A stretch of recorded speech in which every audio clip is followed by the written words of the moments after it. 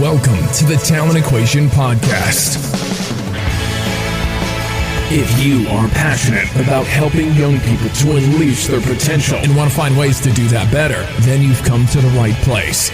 The Talent Equation Podcast seeks to answer the important questions facing parents, coaches, and talent developers as they try to help young people become the best they can be. This is a series of unscripted, unpolished conversations between people at the razor's edge of the talent community who are prepared to share their knowledge, experiences, and challenges in an effort to help others get better faster.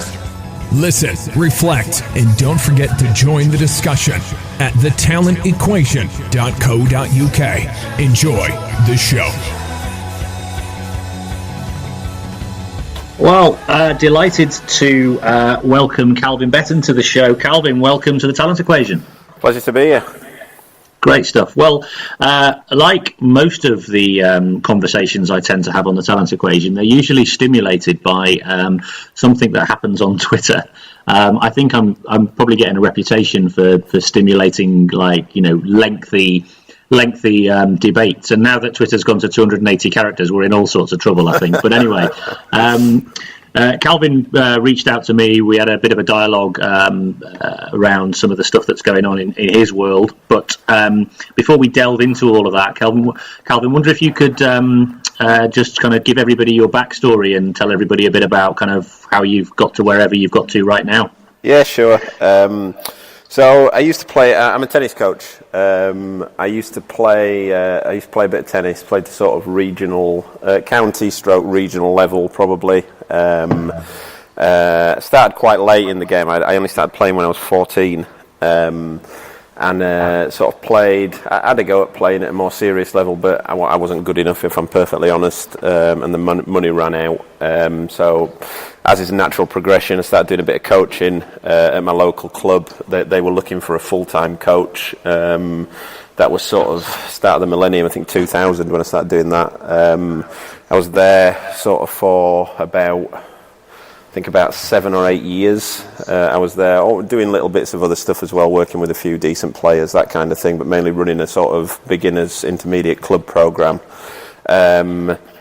From that, I actually started doing as well a bit of, I worked for the Lawn Tennis Association for a bit, doing match analysis, because I got a bit of a background in computing, so we had some software that we were trying to do some sort of match analysis on, so I was doing that alongside coaching.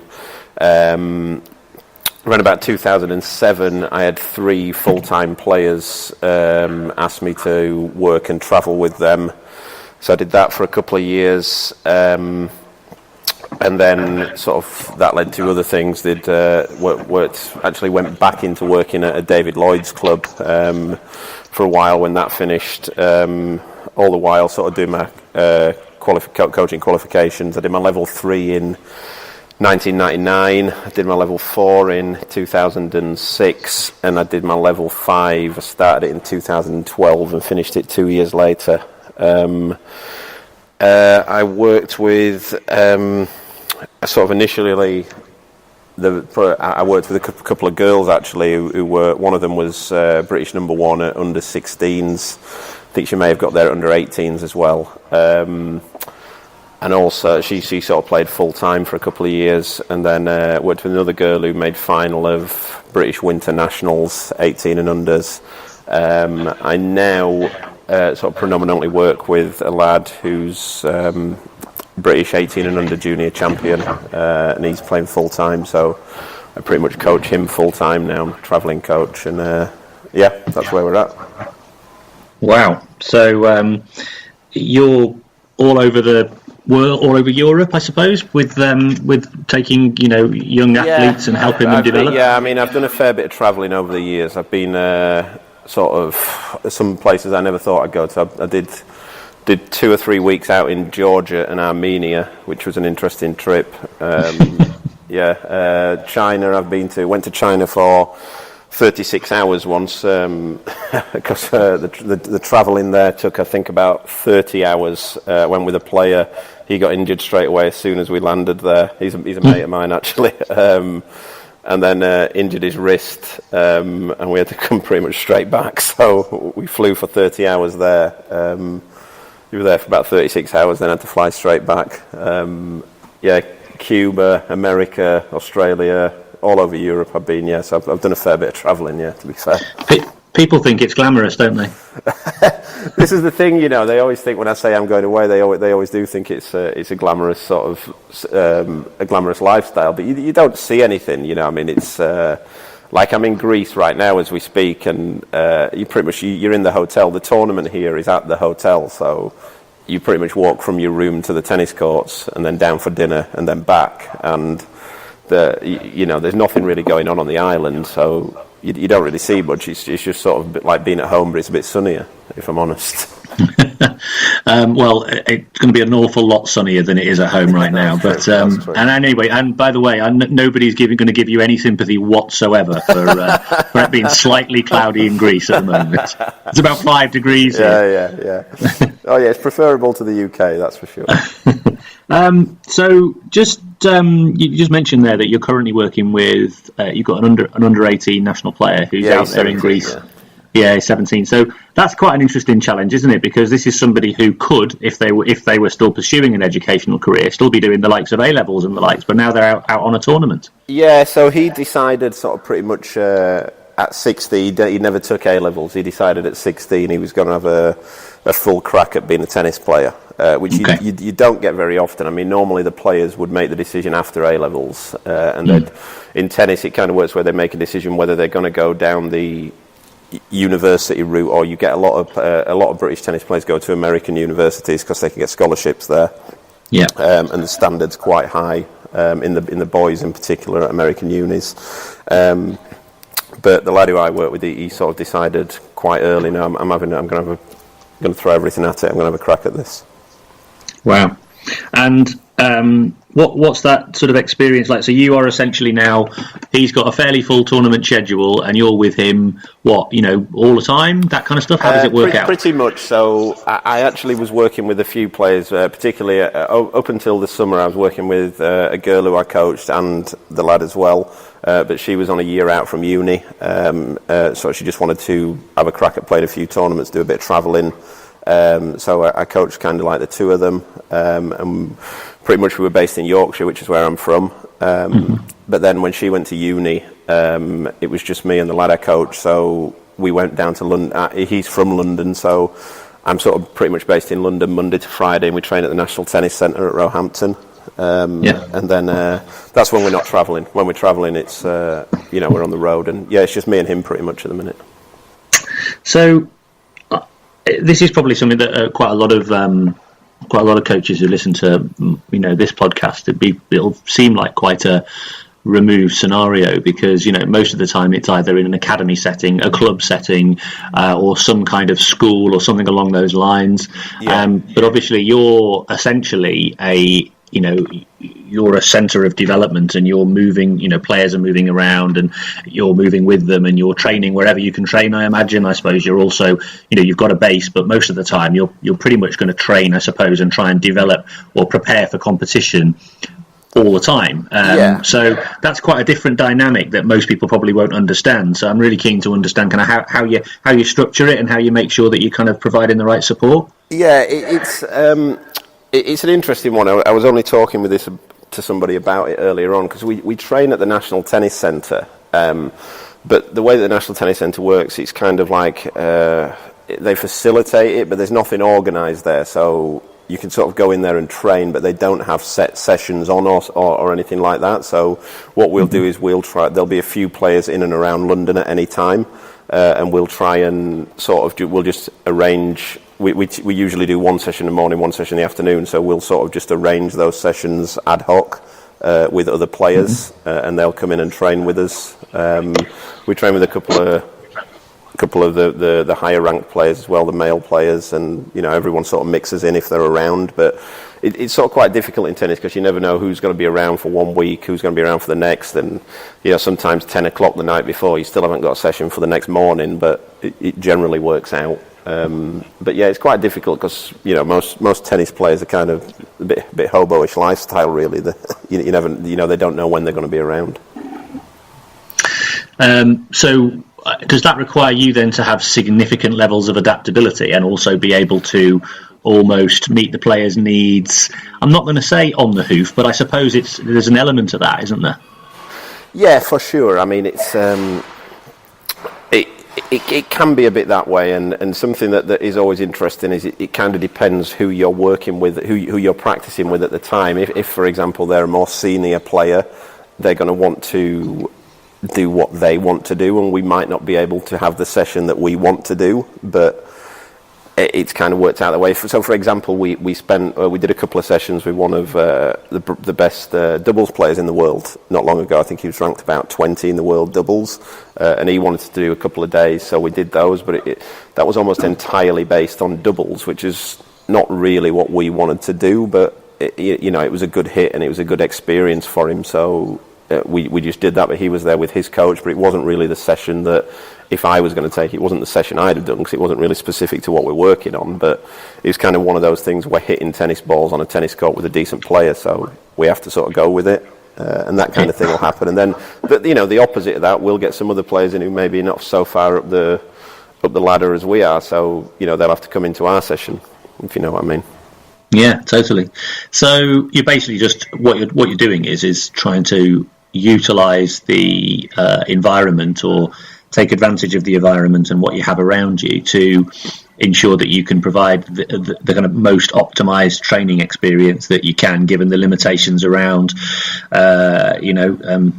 time, space, and an opponent, that kind of thing. Yeah, for sure. Yeah, that's it. That's entirely it. And like I said, sometimes you don't know what's coming the next day. You don't know who you're going to be playing with the next day. So it's kind of, in that respect, it's kind of difficult to plan sessions as well. You've got to sort of have a few ideas as to what you want to do, but there's no point sort of saying this is exactly how we're going to train tomorrow, because it very, very rarely pans out that way. Well, that sounds much like an awful lot of my coaching as well, to be honest. So I'm right there with you. So, just sort of jumping into, I mean, you kind of reached out to me with a particular issue that you were facing and challenge, and we don't have to go into the specifics of kind of who you were engaging with, but it'd be interesting just to sort of articulate that problem and then to explore it a little bit more. So why don't you take me back to that? Yeah, so I suppose it's more a way of how people look at what coaching is and what player development is. And I know specifically, I think it's a problem in the sport that I work in, but from what I've seen in other sports, I think it's also an issue in that. And it's this idea of what coaching looks like and what training looks like. So we'd had a sort of, I don't want to say an issue, because it wasn't a huge issue, where an ex tennis player had sort of voiced some opinions on the player who I work with, on how he should develop himself as a player. And his intentions, I'm certain, were good, but it was very much down a route of sort of closed drilling would be the way for him to improve. And he actually used the words, he gave a specific drill which was very closed. There was no decision making involved in it. It was sort of a repetitive closed drill. And he said to him, if you do this drill for an hour every day, I 100% guarantee you that you will be a better tennis player. And the question I was forced to ask was, how can you make that guarantee? Is there any factual evidence to back that up? Are there any players who have done this and improved because of this? And there wasn't, obviously. But it sort of concerned me, because I think it was in my sport and in other things as well. It's something that comes up regularly. This idea of, and I think it was because the player, the person who said it, had not done any coaching. I don't think that I know that they haven't done any coaching. They've obviously done no coach education either. That he sort of said it, and I think that's how he thought that training looks like. But as we know, that's not how athletes develop. And that's what I was talking about. I hope that made sense there. Yeah, absolutely. And if I'm right, did you not also say that this particular individual said to you that they didn't actually train that way themselves? Yeah, so the three questions I asked were, do you have any factual evidence to back that up? And he said no. And I said, do you know any players who have done that and got better because of that? And he said no. And I said, did you used to do this drill when you played? And he said no, which was, but you know, but he was still sort of adamant that this is how you should do it. I mean, I can tell you the drill if you want me to, but I don't know. I don't. Yeah, go on, explain it. Might be useful. So essentially, what it was he told the player that I worked with that he had to. The drill was you just had to make 50 balls in a row, and every ball had to be hit cross court, and it had to be 50 balls in a row. And he said that the end product would be that you would make less errors in your points if you could do that. But the problem I had with it is that, and I know this from experience, that it's not a case of whether he can make 50 balls in a row. Obviously he can. He's a British national champion. But there's no decision making in it. When tennis players make errors, it's because they've chose to go. It's often because they've chose to go for the wrong shot. Whereas this drill wouldn't work on that, because the drill tells you exactly what shot you have to play. You have to hit the ball cross court to your opponent, and for 50 times, and that's unrealistic in itself, because it's no tennis rally lasts 100 shots, which it would have to be. And so I didn't see how that would improve and make the player more consistent. It doesn't. The problem is decision making. It's not on the ability to make balls. So, just as a matter of interest as well, how was the ball fed in this context? It was him and another player, and they would just be rallying. So again, it was bizarre, because neither player was trying to win a point. They were both just trying to extend the rally, which again is something that wouldn't. Tennis is quite the opposite of two players trying to help the other player out by just hitting the ball to each other. That's not really how tennis is played, for anyone who's watched it. So we're actually training the opposite of what the end product would be. Yeah, here you go. Here's a nice soft overhead for you to smash. That's it. Yeah, let's just and it was kind of like that, and you see a lot of it. You know, this is the thing. You know, and even when I've had conversations with other coaches about it, who kind of, you know, I mean, I'd spoken to someone about it not long ago, and I'd sort of said, you know, I don't like this kind of drilling, but they'll say, you know, but it's good to do. It's good to do every so often, every few days, just to get rhythm and to groove it. And my response is always, well, why? You don't have any rhythm or groove in tennis anyway. You know what is it working on? The players can do it. You know, they can do it. If you can hit that many balls, then why are you still doing it? You know, take yourself out of your comfort zone a bit more and practice on the edge of your capability. But I don't see why we need to do it. But it does happen.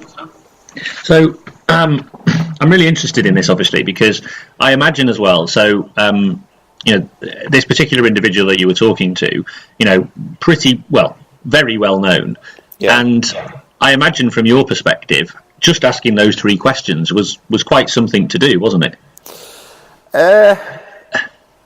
It kind of was. It was more from a point of view that I didn't. I'm trying to think of the best way to term it here. I didn't want him to tell it, because there were other players there as well. I didn't want them thinking that this is how you train. You know, I think that's important. It's important for coaches to know how you train, but it's also important for players, I think, to know.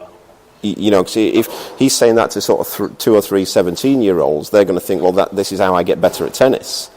Yeah. So, and from that respect, I mean, it was, to a degree, but I wasn't that fussed, because I have a relative amount of confidence in my ability to coach. And although he was a 300 times better tennis player than I was, and the rest, he's never coached anybody. So it was, from that respect, when I was getting into an issue of skill acquisition and coaching, I felt definitely at least on a level playing field.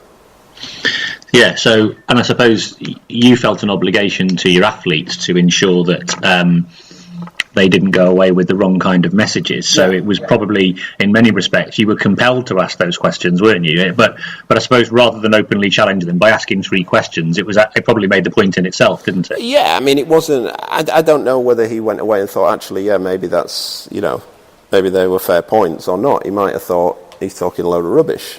But yeah, it was. I got the impression that I got the impression that he'd not really thought it through, and that was just something that he thinks that he thought this is how training goes on. And an interesting one with it was that the example used was, this is how the Russians train, this is how the Spanish train, and I'm not sure about that either. I'm out here. I go to a lot of tennis tournaments. I see a lot of Russians and a lot of Spaniards, and I don't see a whole lot of that. But that is a sort of something that we tend to think that that's what they do. So, digging into this a little bit more, it just intrigues me, doesn't it? So you've got an individual here who has played at the top level, didn't train like this, has no evidence that it works at all, and doesn't really know anybody else who trains like this, and yet is prepared to prescribe that to someone else, which goes back to the point you were making right at the start around people really don't understand this craft that we are involved in, and they don't understand the skill that's involved in doing this kind of stuff, and therefore they sort of just think that you can kind of pretty much tell anybody any old tosh and it's fine. Yeah. And I don't quite get how that can. I'm still trying to unravel in my mind why people don't understand what coaching is. And do you know what? It might be our fault, but I still kind of want to know, how do we convey the message?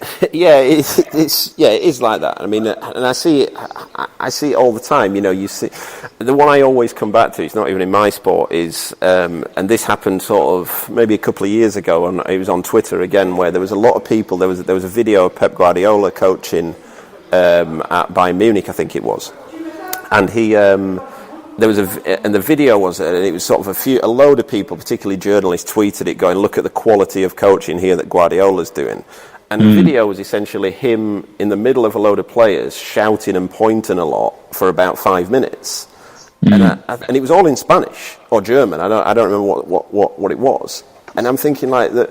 These people decided this is brilliant coaching, but based on what? Because he's pointing a lot and because he's saying a lot and shouting. We don't even know what he's saying, and the players aren't even involved. And don't get me wrong, he's obviously a brilliant coach, but that clip in itself did not display brilliant coaching. But a lot of people decided on watching it, that's fantastic, and there was nothing to base that on. So I think it's a preconceived idea as to what coaching is and what training is. When people see. If a lot of people came to see sort of two tennis players and they were doing the drill that I've just spoke about, if you just walked in on it, you'd think, geez, look at the quality of training there. But they're not getting any better.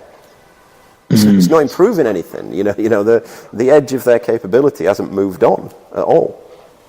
So it's interesting for me because I think this touches on an awful lot of the things that I'm doing on a day-to-day basis, but I was at a conference the other day and bumped into a guy called Max Caldas, who, in my world around field hockey, is probably one of the best there is out there. He coaches the Dutch men's national team, and he was telling me that the Netherlands are like probably one of the world leading teams and always have been for a number of years. And, most people look at the Netherlands and think, wow, they're really doing something brilliant. I'm kind of want to be able to sort of emulate them. And I said to him, coaching in your country, it must be really advanced, He goes, oh God, no way. He said, what we've got is great trainers. We haven't got great coaches. Yeah. He said, we've only got about 5 or 10 great coaches. And I'm like, oh, blimey, that's really interesting. And again, so this comes back to, I think, the people who know what it is, know what they're looking for and can see it in real high quality. Yeah. But the people who don't quite get it just can't grasp what it looks like. Yeah, I think so. I think it is that. But again, if in defence of the guy who I was talking about there, why would he know?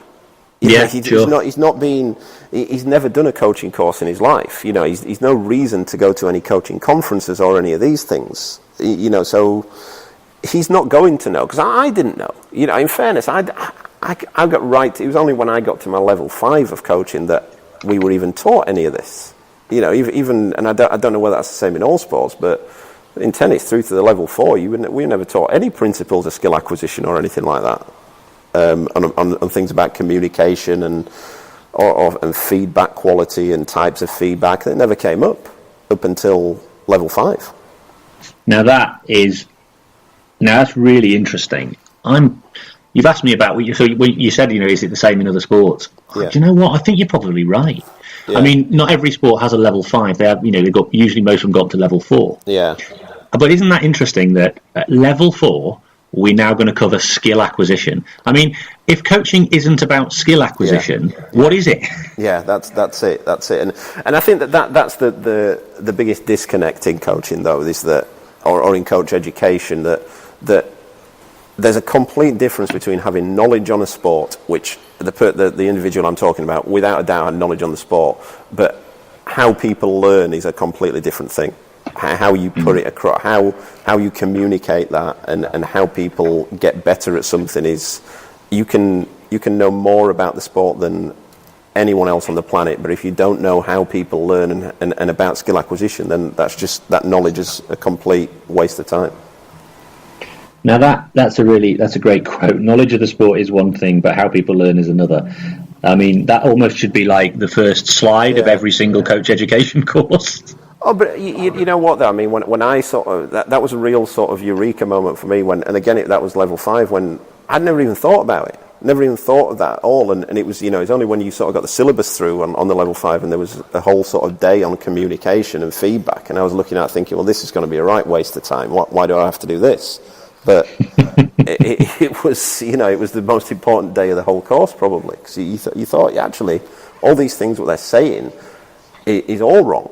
And even in the session that I'm talking about with the person I'm talking about, it was the feedback was just constant right from the off. It was constant, and it was wrong. It was from the off. It was just from the first ball struck. He was there shouting, "Don't miss, don't miss, don't miss." There was no bandwidth feedback or any sort of, and the feedback was all negative. Don't do something, and you knew then it wasn't. That sort of part hadn't been involved in telling him how to coach. You've just piqued my interest now. What's bandwidth feedback? I'm sure you know it in a different sort of term, but bandwidth feedback, or do you know? You just want me to expand it? Well, I don't know. I know. Right, I mean, so, like you say, it might be a different term. No, so the way that it was told to me was bandwidth feedback was, imagine if you've got an old-fashioned radio and you're trying to tune it into a particular station. So if it's sort of nearly there, you don't.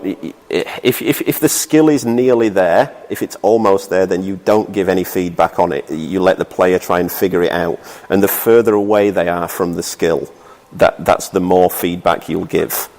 But if they're almost there, like sort of with a radio, I hope I'm making sense here, that they can figure it out themselves. They can sort of figure out how to fine tune it to get the bandwidth exactly right.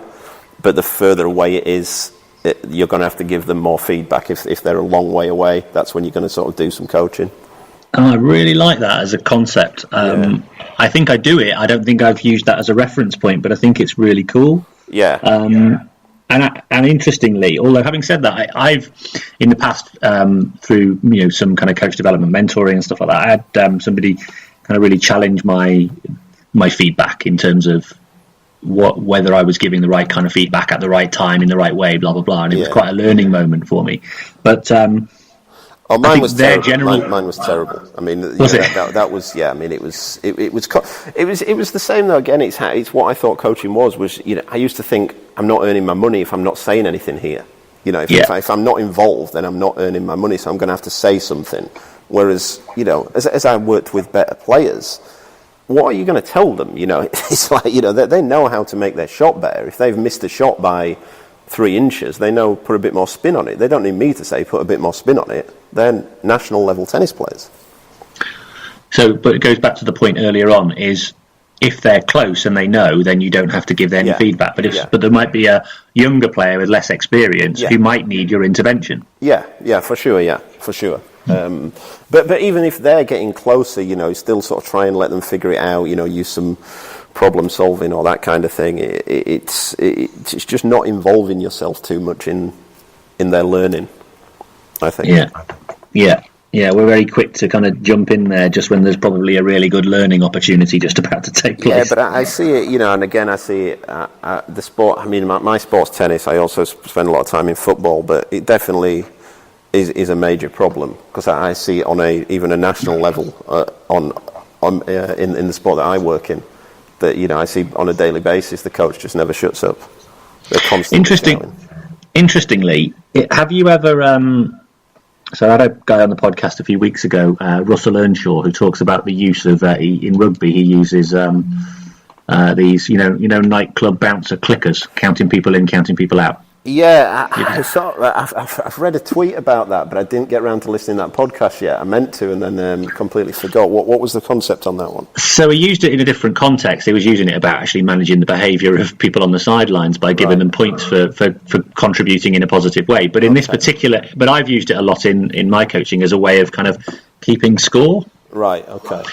Usually because I can never remember, so it's a good way of me keep score. Because I've usually got quite a lot of ways in which you can score points in a game, so you have to keep track of it. But I was wondering in your context whether, for example, a game could be going on and there might be a particular action that isn't obvious necessarily to the player that you would give them a bonus point for every time they do it, and kind of get them a clicker and see if they can almost get the best score they possibly can by doing that particular action. Yeah, it's interesting. Yeah, it's definitely something that, given a bit of time, I could figure something out on that. I thought it might be something sort of related to that, what you spoke about, actually, and it did sort of pique my interest, but I just never followed up on it. But yeah, there probably would be, But I think it's again finding something positive for them to, to move in towards a skill rather than trying to not do something, which is, I see it again, 90% of feedback from people is, don't do this, you're doing this wrong, wrong. Not, I loved how you did that there, that was great, and in the hope that they do that again. I think you're right, and I think that's definitely, for me, something that I think people often miss. So particularly with within sort of the skill acquisition work, and I imagine that you're and I will talk about this in a minute, but I imagine you're adopting what it sounds to me anyway, given that you've at the moment talked about how you want to try and sort of couple decision making and all that sort of stuff, that you're adopting what might be called a constraints led or a non-linear approach to your coaching. Yeah, for sure. Yeah, that's something I'm definitely always trying to do more of. But I think a mistake people often make, I think, is that they're using constraints as a means by which to get the player to do a behaviour that is they deem as more or less appropriate in a given moment. So instead of so they should be. The idea is to constrain in order to then allow or navigate an individual towards exploration within a range of parameters. Yeah. But a lot of people, like, for example, in my world in field hockey, we're going to do two touch. Yeah. Well, that takes away a world of decisions because you can only do something. So it's constraining to constrain instead of constraining to show other opportunities for action. Yeah, for sure. And I mean, I've only come across two-touch in football because I played quite a bit of football. But that was even before coaching or anything. I always could never understand the premise of two-touch.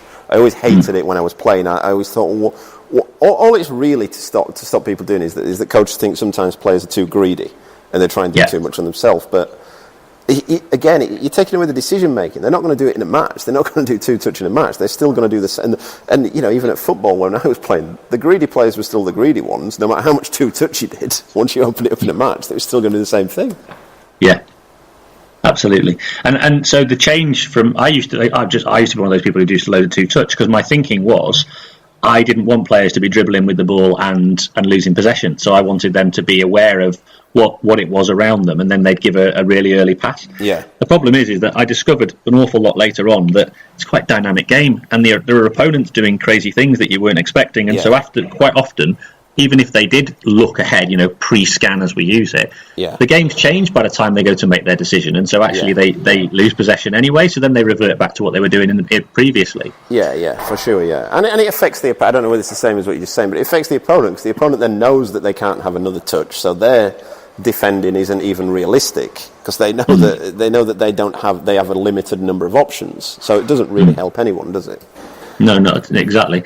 And also, so the approach now I'm adopting is more of a giving, for example, bonus points when they make an intelligent use of space and make a connection with connection with a teammate. Yeah. So again, it's going away from I'm going to stop you doing this because I want you to do that towards I'm going to still give you all the options available, but if you do this particular thing, you're going to get an extra bonus point for it. Yeah, for sure. Yeah, that's.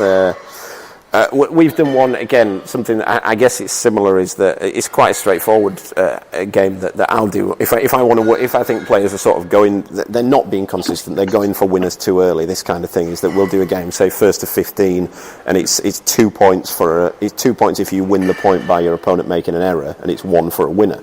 So a winner will still get you a point. You know, if the winner's the right choice, you're not losing anything out if you hit it, but if you can win it, if they're more consistent, they'll get more points for it.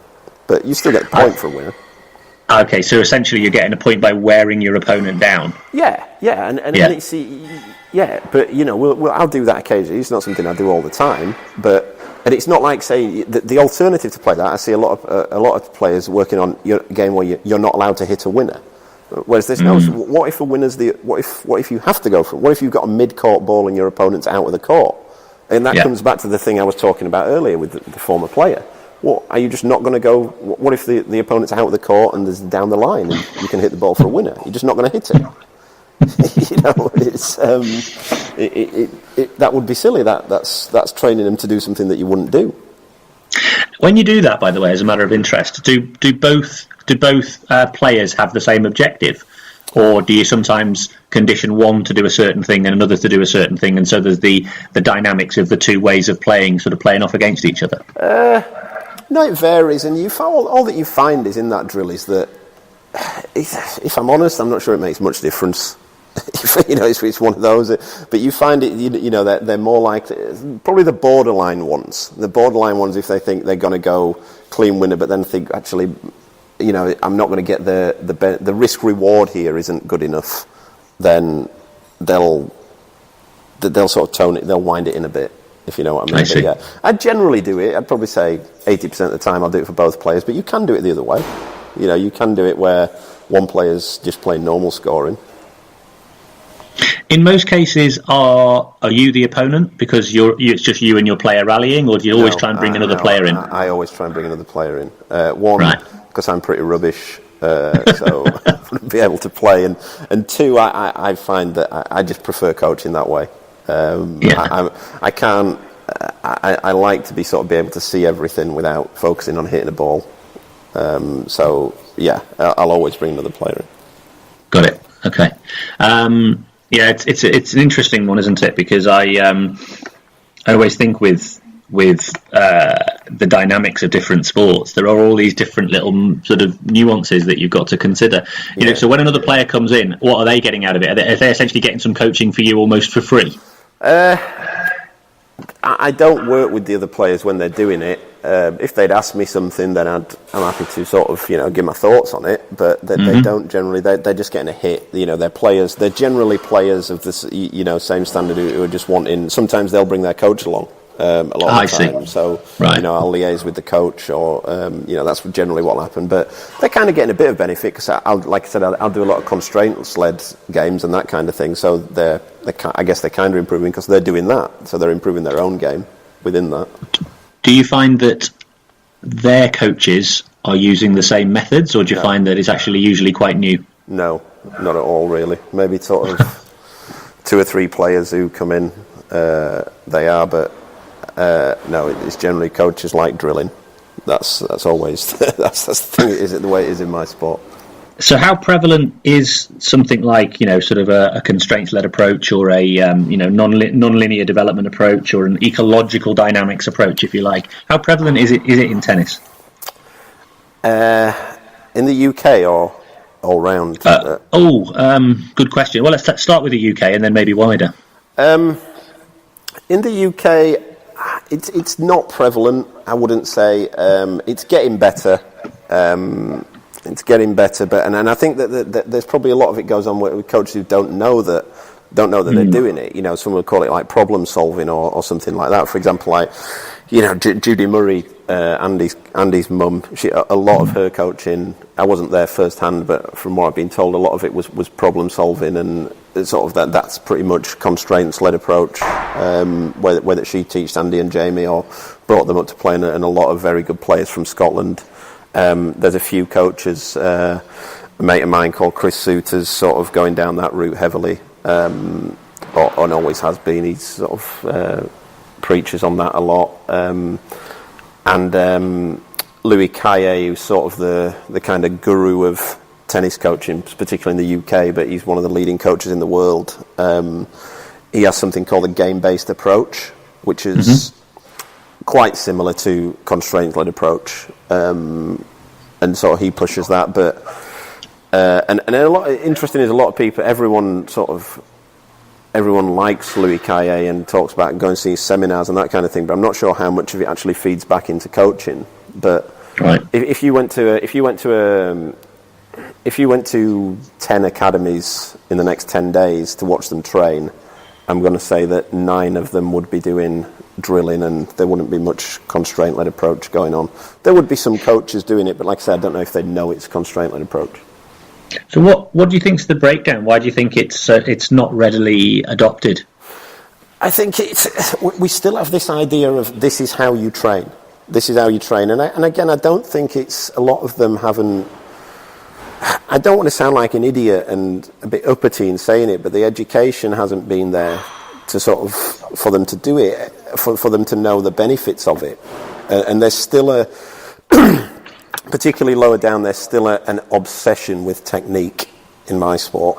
There's still a whole sort of a load of coaches who are still banging on about the importance of coaching technique and, as they like to term it, foundations. We're not teaching players the foundations, and they need to know their techniques.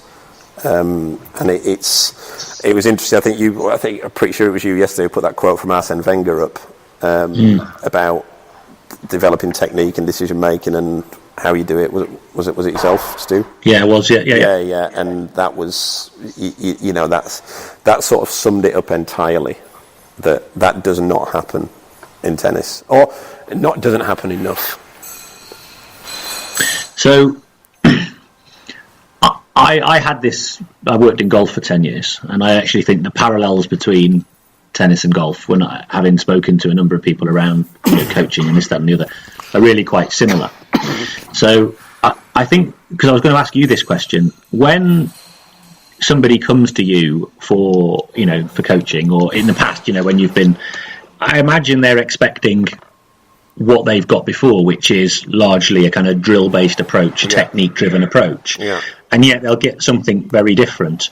And how do you manage that, their kind of expectation they have versus the approach that you're taking? I think players tend to like it. Players sort of, they're always a bit more intrigued, and they're okay, this is different, this is interesting. Parents can be the difficulty. Parents have an idea as to what one of the girls I coached a few years ago, she was a very good player. And she was, from when she started working with me right through to when she stopped, she was always improving. But her mum, who was very involved, was constantly arguing that this is not how you should be coaching her, this is not how you should be training her. That session wasn't good enough. But and that sort of was an eye-opener to me, that you thought, actually, the improvement doesn't really matter to them. All they're bothered about is what they want to see. What they think is, it doesn't matter. It's not like they're even going, actually, it's not what I thought was a good, but, they're improving, so I'm going to lay off. It was constant. Every day was, I didn't like that one, didn't like that session. It's interesting because a couple of things there. I actually recorded a podcast a couple of days ago with an Aussie rules coach over in Australia, and he had a formal complaint made about his coaching because it wasn't technical enough. Yeah.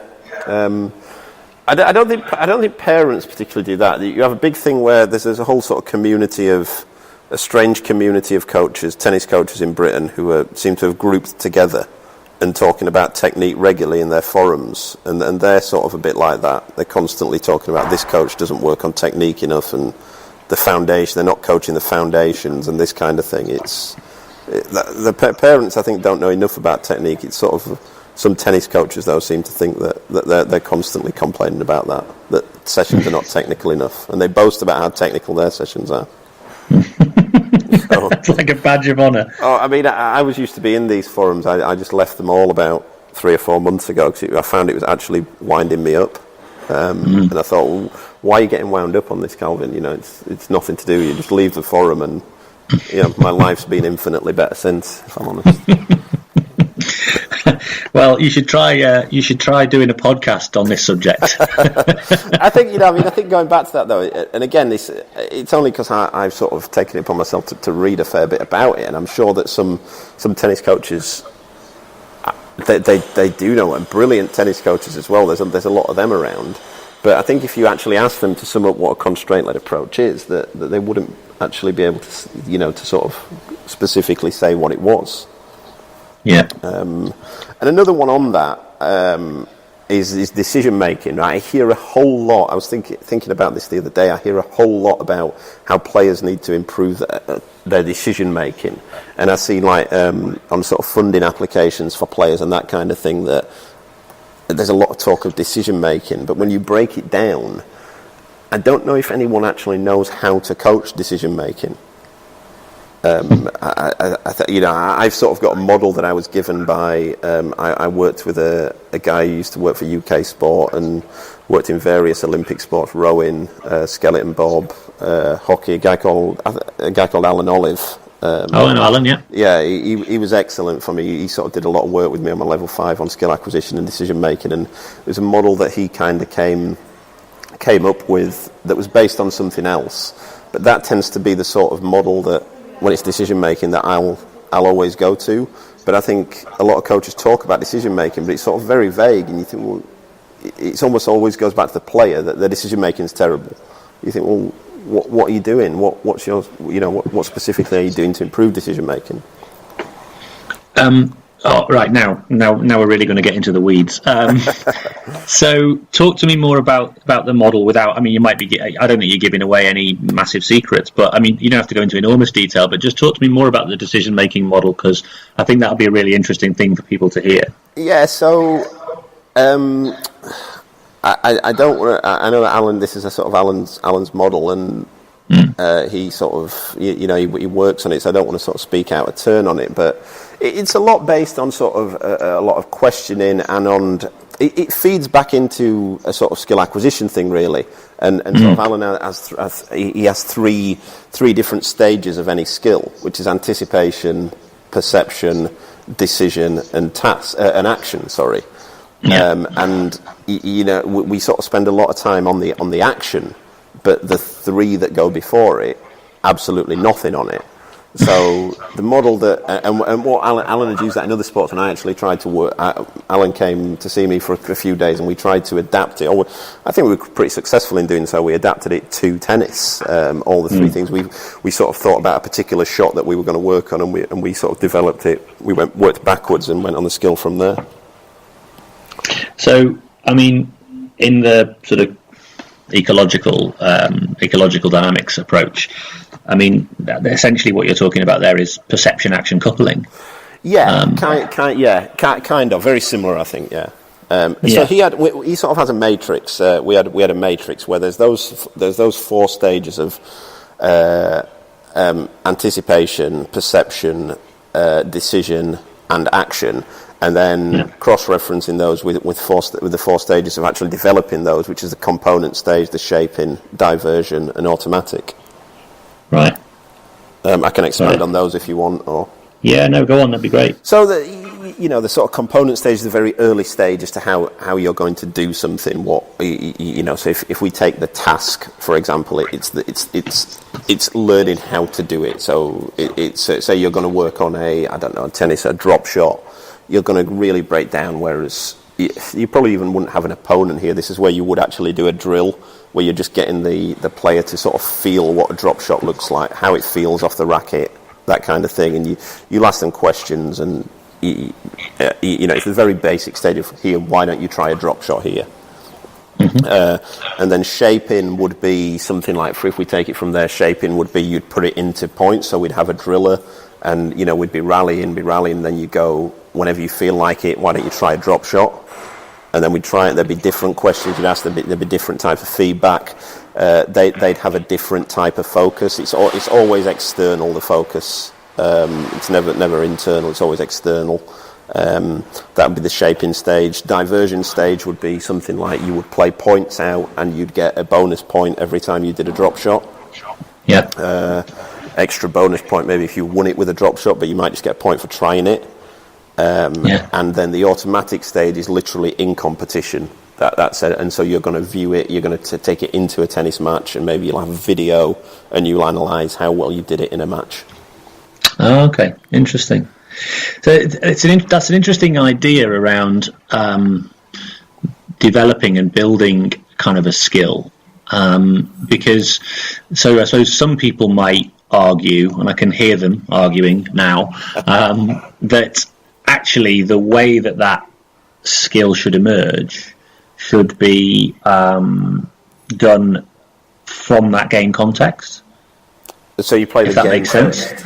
Yeah, almost. So you're understanding as opposed to understanding the kind of feel and the kind of the technical element of it. You understand the context in which this might be an action. Yeah, I can. And then refine backwards. I can see that argument. Yeah, for sure.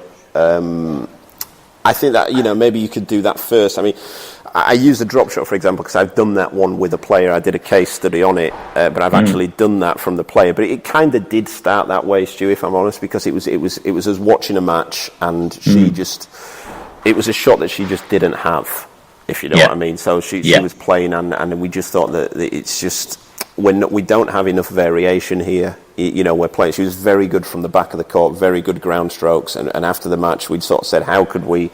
She was a close match that she'd lost at Nationals, and she thought she'd played pretty well, but could have done better. And we sort of said, look, what could we have done with it? And I'd sort of said, look, I thought there was a couple of times where a drop shot would have come in handy there. And she sort of said, yeah, fair point. I can see that. But then she never really played them. She never actually really played a drop shot. So we sort of went back and said, right, let's see if we can add it. It did, I suppose, in some ways, it did sort of start from that. I don't know whether that's what you're talking about. Or... No, I mean, it is, isn't it? Because essentially what you're doing is you've just redefined the task. I mean, it's a great way of getting an athlete motivated to a particular task is to identify with them that the game has presented them with a problem. And there's a way of solving that problem, and now you can go about the working out of solving the problem. Yeah, for sure. Yeah, and then I think there's also another bit is that if you imagine that sort of component those stages, what I just said, the component shaping, diversion, automatic. The idea is if at the automatic stage it's breaking down, you go back to the shaping stage, and if it's at the diversion stage it's breaking down, you're going back to the component stage. Because you're sort of going back 2 stages to try and fix it if it's wrong. Got it. I mean, interestingly enough, I mean, I imagine it's one of those things as well where you very rarely get to automatic.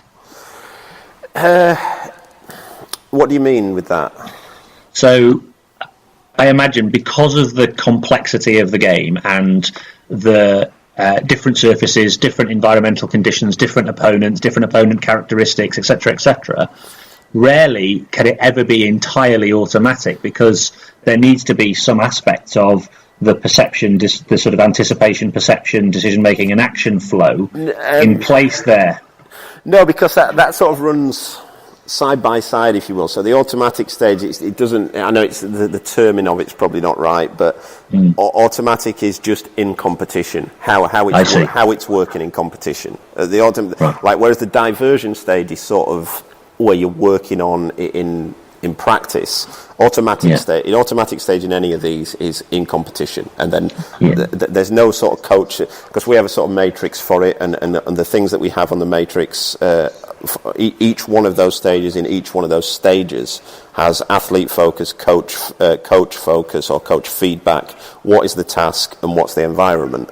Whereas in automatic, there's nothing in coach feedback because the coach isn't involved in tennis. We can't coach during a match. So yes, of course. So it's just it's just what there's an athlete focus and and then we'll just go back on video and watch it. That's all that the automatic stage ever is. If we're working on a particular stage, we're watching a match and saying, how well did you do it there? But I'm assuming that this element of automaticity, you've made me think of Hank Haney, who used to be Tiger Woods' coach. Yeah.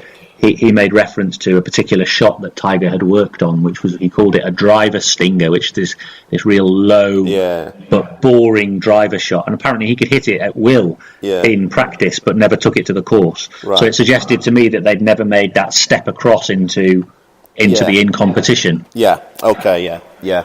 No, probably so. Yeah, I think that's. I guess that would be the diversion stage. They've not tried it enough under that particular pressure that's required. And again, that's always that matrix. What I'm talking about there is always. I'm always sort of trying to improve it. So I did quite a bit of work on pressure training last year, and tried to incorporate some of that in it. The difference between pressure training and pressure testing and that kind of thing, and trying to include some of that in it. And it's where you bring the pressure in, isn't it? Yeah.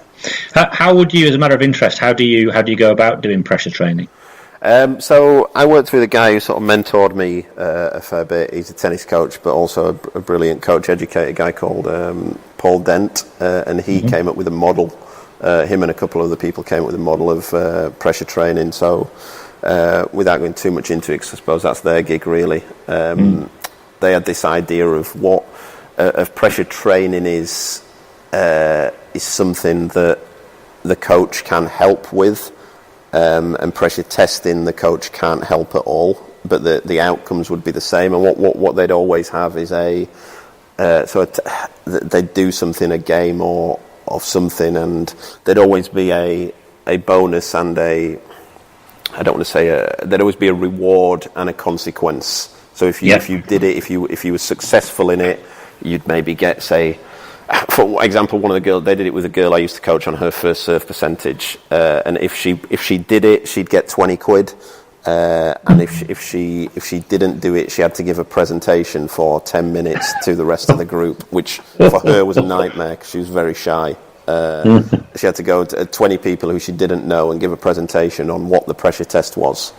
And that's how they went about it. But that's always a difficulty in what in how you do it. So other things I've done is you make the player agree that if they fail it, they're not allowed to use their phone for the next 24 hours, and they can't tell any of their friends that they're not allowed to use it. So they're going to feel like they're just ignoring their friends and that kind of thing. But I think it has to have some consequence on it. It has to have. Because it's like a tennis match, you feel pressure when you're playing. See, that's interesting, because like whenever people talk about consequence, everyone goes, punishment, but actually, I bet you when the reward and the consequence were attached to that training session, the level of intensity and focus from the athlete went through the roof. For sure, yeah, for 100%. It's.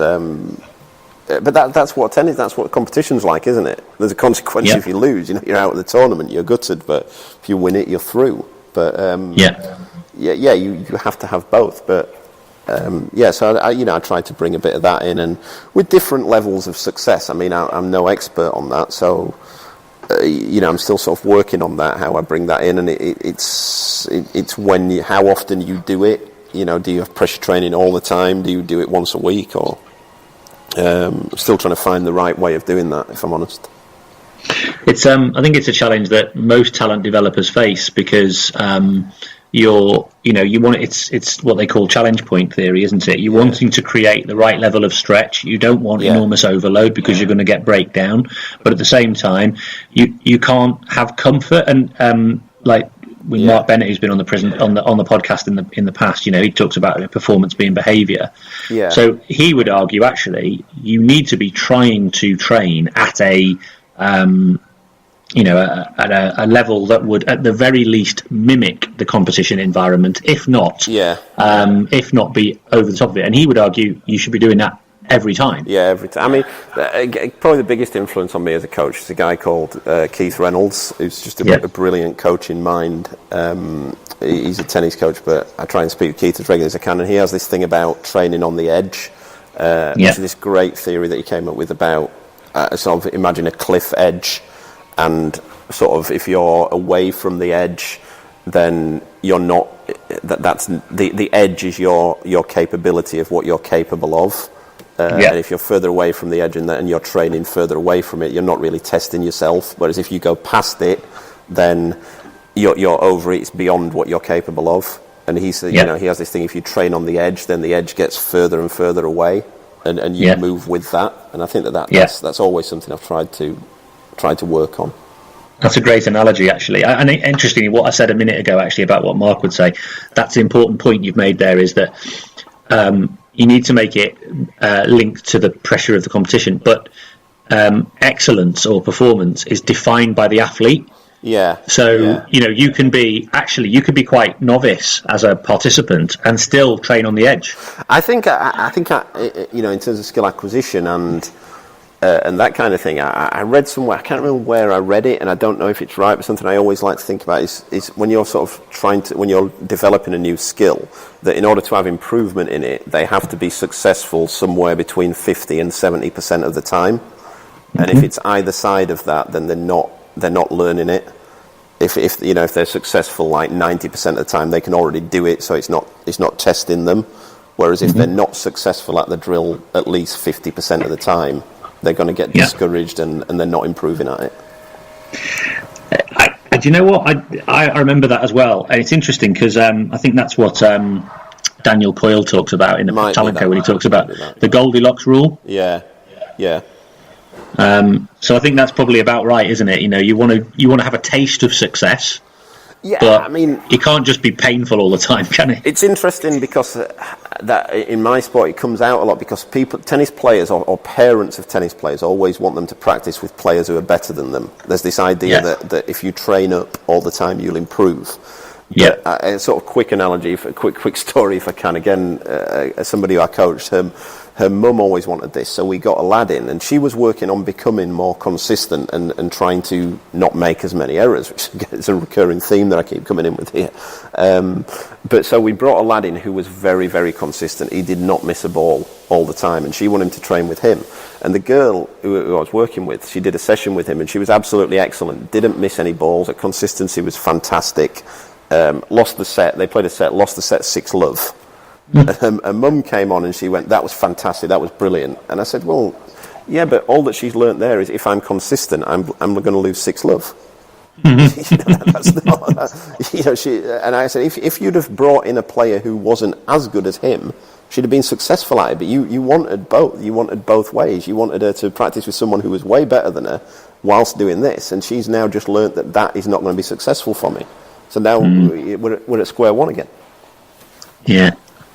See, again, it brings us back almost full circle to where we started with the conversation around what people think is the right thing. I think it's a little bit. I think it's quite. Maybe coaching is quite counterintuitive, in the sense that what people think will make them better, i.e., lots of repetition of a particular, is actually almost the opposite of what will make them better. Absolutely, absolutely. It's again. I know again. Keith Reynolds. He said he gets wound up about drills and this kind of thing, and he'd said to me this thing about this idea of getting consistency through variation and not consistency through repetition. Yes. You don't get any consistency through repetition, and again, that's something that again I've noticed that coming back in the last few months. Actually, this talk of repetition is the way forward. But why? That and again, I even saw someone saying it on a level 5, a tutor saying it on a level 5 course a few weeks ago. Training is where you get your repetition, which makes you better. But does it? Well, I think what Keith has described there is this concept of that people use a lot, which is the repetition without repetition. Yeah. Which is the one that always sticks in my mind. But I actually think people don't understand how to do that. Yeah, I think so. Yeah, and particularly in tennis. In tennis we get this. The average tennis rally is like something like 4.5 shots. There is no repetition in tennis. The only thing you get is each point starts with a serve, and the second shot's a return. You know, there is no why are we rallying for 50 shots? You know, it's the first. If you get your first 3 shots right at tennis, you'll win most of your tennis matches. Yeah, and you'll win them pretty easy. And of course, those shots have to be—they're only right in depending on what the opponent does. Yeah, entirely. Yeah, absolutely. That's what makes it difficult. You can make it difficult to get better at tennis. That your opponent has a direct impact on what you do, which is different from some sports. I guess different from golf. It's different from darts and that kind of thing.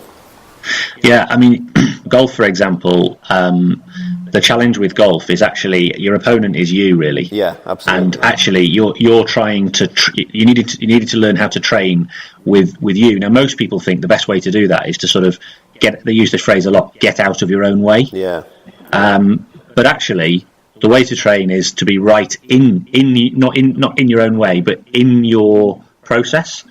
And there's a guy who's been on the podcast before, a guy called Kendall McQuaid, who actually we had dinner together the other night, and we were exploring that concept in quite a lot of depth. And sadly, it was too noisy to record the podcast, but we are going to do it in the future. Yeah. But he talks about that a lot. Whereas in tennis, you're probably a little bit in between the two, in the sense that it is kind of you and your decision, but what that other person does is really, really important, isn't it? Yeah, oh for sure. I mean, the only shot that your opponent has no impact on is the serve.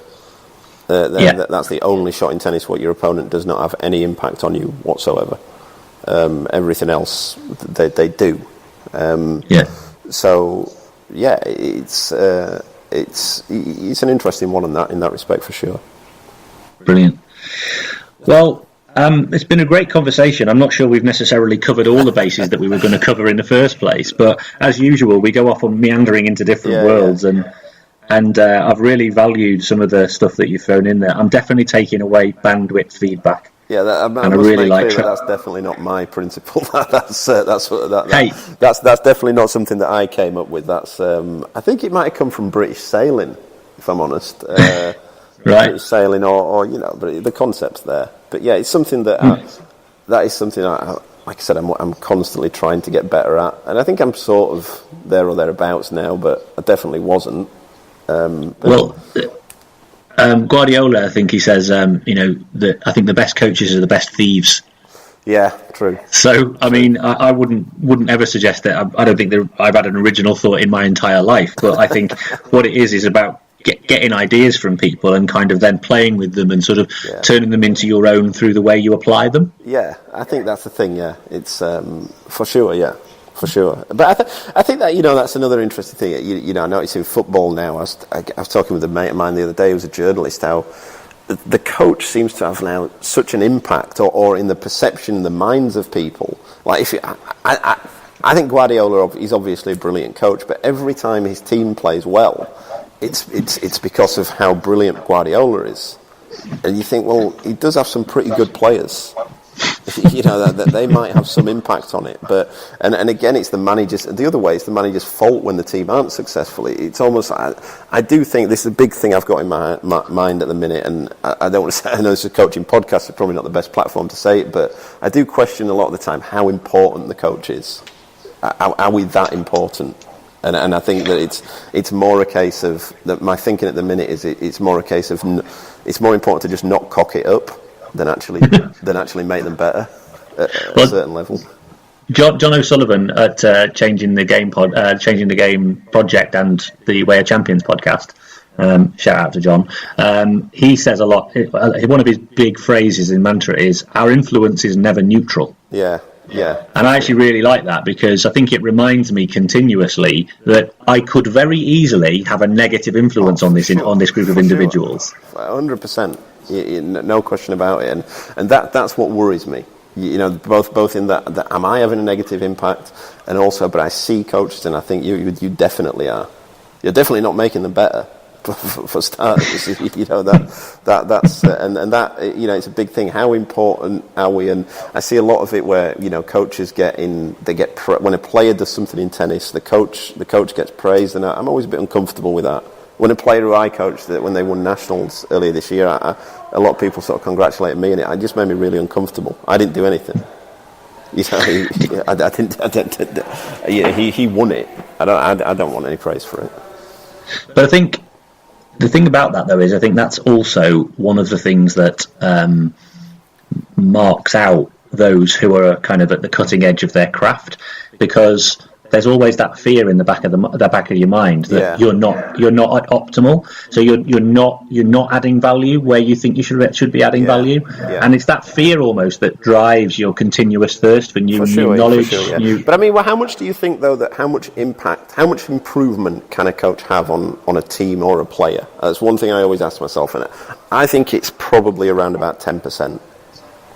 I don't know what you think. Wow, that's difficult to answer, given somebody who's devoted his life to this particular industry. But that 10% can be the difference between what they want to succeed or not. But I don't think you can. I'm questioning whether it's more than that. I think it's more than that. I think it's significantly more than that. Right, yeah. Okay. And the reason I say that is because otherwise, athletes would literally just rock up all over the place and just win. Yeah. I mean, who do you know out there who does? And we've seen it before. Even the most able, gifted, talented athletes in the world, when they're with a certain individual, perform brilliantly, and when they're with another individual, they're almost just dropping off the cliff. Yeah. No, I can 100% see that aspect of it. Yeah, for sure. I guess I'm talking about a slightly different thing. Though I'm talking about if you've got a player who, I don't know, in whatever sport, and they're already at, I don't know, national level. Yeah. And they're all, they're already there. How much can a coach make the difference there? Overall, as an average. That's but maybe, again, I suppose the more skilled the athlete becomes, I suppose the less influence that the coach probably has. Yeah. But like you say, I mean, as beginners and intermediates, they're completely different. Cause I know the coaches who just keep on producing tennis players in the country, and they're obviously brilliant coaches because there's some guys down at a tennis club in West Hants, and I keep saying it all the time. There's just a production line. They're doing something right.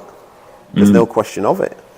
But interestingly though, but that's really well. I mean, it's one of the reasons that the talent equation is created, because that's something that's really misunderstood. So all the resources, all the big bucks, and all the knowledge, learning about skill acquisition goes to the top end. Yeah. The so-called high performance level 5 people. Yeah. Whereas you kind of person who's sort of doing the grunt work in the club, it's almost like they have a bigger influence on the potential development of the athlete, and yet there's no recognition of that, or very little. I think it's. I think that's again the thing of putting the right people at the right stages. I mean, I'm terrible at coaching. I couldn't go into schools and that kind of thing and coach beginners. It's just not my thing. I don't enjoy it, and I'm also rubbish at it. I've done it, when I first started out coaching. I might have been a bit better at it then, but sort of there are better people to do that than I am. I don't think it's like all coaches are good at everything. And there are very few who are. I mean, I think Judy Murray's probably one who, she's still. I don't think she does too much on the performance side of it now, but she produced the best player in the world. And right now she's going around with a mate of mine, Chris Suter, and they're bringing people into the game of tennis. But that's I think you're right though. I think there's specialisms. Yeah. So for example, there's a specialism in a high performance context, there's a specialism in a talent development context, there's a specialism in a children's coach context. Yeah. The thing for me though is you can't be a level 5 children's coach or a level 4 children's coach. No. But the skill level is still the same, isn't it? Yeah, that's true. Yeah, entirely, yeah. It's a bit of a frustration of mine. It's a pet peeve. I think, though, and again, I don't know whether this is the same in other sports as well, but what we get at the top end in tennis is that sort of with our sort of our top juniors is that you just bring in an ex-player, somebody who's just stopped playing, and now they're coaching them, and you think, well, that's the worst move you can make. That's they have no sort of background in coaching. You know, but that seems to be the way it goes, and the players tend to like it because they think, well, they're a good player, they can still provide me with a decent hit, but I'm still to see anyone improve because of it. Yeah, I think, interestingly, going back full circle to what we were talking about at the start and the problem where this conversation started from, those ex-players would be best served as kind of like, tactical consultants. Yeah, for talking sure, about the playing as opposed to technical. But I think the reason that technical is provided is because that's what they think the other person expects. Yeah. Well, it's what they had usually. They're 99% of the time they're going to just bring in the training what they did. They're going to bring in the same drills, the same games. Everything's going to be the same as what they did. And then that's generally what happens. What I did when I sort of, when I first started coaching, it was I just did what I'd used to do in training myself. Yeah. So yeah. Well, as a young player who started out on a tennis journey without any resources and basically a tennis racket and the Beyond Book of Tennis, I can attest to kind of like a self-directed approach. But it's one of those games where I kind of sometimes think, I spent an awful lot of time playing tennis and got to a pretty decent level, but I just wonder then if I'd have met somebody who could have guided me on that journey, I'd be interested to know how far I could go. So I do wonder how much a coach might have been able to help me on the journey. Yeah, for sure. But then the flip side of that is, I know there's a lot of, you get better at something just by playing the game. A lot of the time, and again, with tennis in particular, when you talk about a constraint-led approach, I wonder whether tennis just has its natural constraints. I've sometimes wondered that, if you just play that the net's a constraint, the lines of the courts are a constraint, I just wonder if you just played it, is that the best type of constraint-led game imaginable? Yeah, potentially. Or if and some interesting research done by Tim Buzzard. It was Tim. I was talking with Tim when we sort of said that. Actually, I spoke with him on Skype the other day, and I said, "Does it actually just have its own constraints, tennis?" Yeah. But you can manipulate those in order to bring about different changes of action. It's interesting, isn't it? How a change of equipment and a change of court size and a change in net height brings about completely different actions. For sure, yeah. But what I'm talking about there is sometimes I'll sort of think, how can I? I will do all those things, and sometimes I think, how can I do this? And I'll overthink it, and sometimes think, just play a game. Yeah, play the game, and it'll come out. It'll emerge from that. Yeah. But yeah. Right, well, look, do you know what? I could talk forever, for sure. As usual, but one of the things I know I've got a phone call coming through in a minute, so I'm going to have to sign off, and I imagine as things dry up in Greece, you're going to probably have to do some day job today. That's it, for sure, for sure. But listen, it's been a great conversation, really enjoyed it. If people want to get in touch with you, ask some questions, or find out more about the way you do things, how can they get hold of you? They can get hold of me through email. It's calvbetton@hotmail.co.uk, and also my Twitter is at calvbetton. It's not all coaching based. That I tend to have rants about other sports and music, and occasionally veer into politics, which I really should cut down on, I guess. But yeah, any of those things. That I'm more than happy to interact. Great stuff, Calvin. All the best. Hope the tournament in Greece and then the subsequent ones go well. Yeah, that's it. Me too. Thanks a lot. Appreciate it. Bye. See you later. Bye bye.